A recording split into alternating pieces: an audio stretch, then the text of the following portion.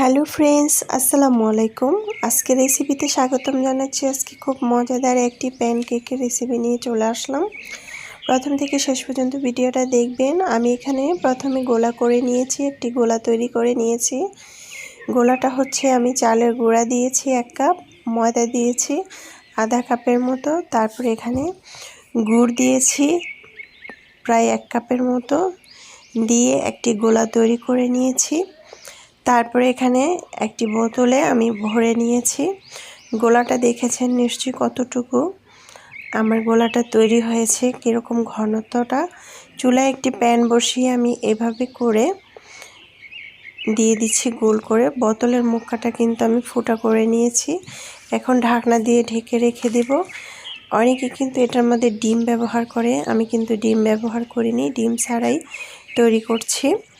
তো খুব সুন্দর করে কিন্তু ফুলে গিয়েছে দেখুন। আমি ঢাকনা দিয়ে 1 মিনিটের মতো রেখেছিলাম, চুলার আঁচটা একদম মিডিয়াম লো করে। তারপরে উল্টিয়ে দিচ্ছি, কালারটা খুব সুন্দর আসছে। কিন্তু এরকম করে কিন্তু আমি সবগুলো তৈরি করে নিব। এটা কিন্তু খেতে অসম্ভব মজার হয়। এখন আমি এগুলো উঠিয়ে নিব। উল্টিয়ে নিয়েছি সবগুলো, উঠিয়ে আমি আরও একবার দেখিয়ে দিব কিভাবে আমি এগুলা দিয়ে দিচ্ছি। এরকম করে আরও দিয়ে দিলাম, তারপরে আমি উঠিয়ে নিয়েছি, একটি বাটিতে পরিবেশন করে নিয়েছি।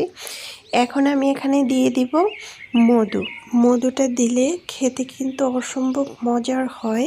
আমরা কিন্তু বাচ্চাদের স্ন্যাক্স হিসেবে এটা তৈরি করে দিতে পারি, অথবা বিকেলের নাস্তা, অথবা সকালের নাস্তা, টিফিনে এটা কিন্তু আমরা তৈরি করে দিতে পারি। খুবই মজাদার হয়েছিল এটা অবশ্যই আপনারা বাসায় ট্রাই করবেন। একদম উপকরণগুলো কিন্তু খুবই কম লাগে। তা আমার কিন্তু হয়ে গিয়েছে। আশা করছি আমার আজকের রেসিপিটি আপনাদের খুবই ভালো লেগেছে। ভালো লাগলে অবশ্যই চ্যানেলটা সাবস্ক্রাইব করে লাইক দিয়ে পাশে থাকবেন। দর্শক বেশি বেশি ভালো থাকবেন, খাবার কখনো অপচয় করবেন না। এটা কিন্তু বাচ্চাদেরকে অবশ্যই তৈরি করে খাওয়াবেন। আল্লাহ হাফেজ।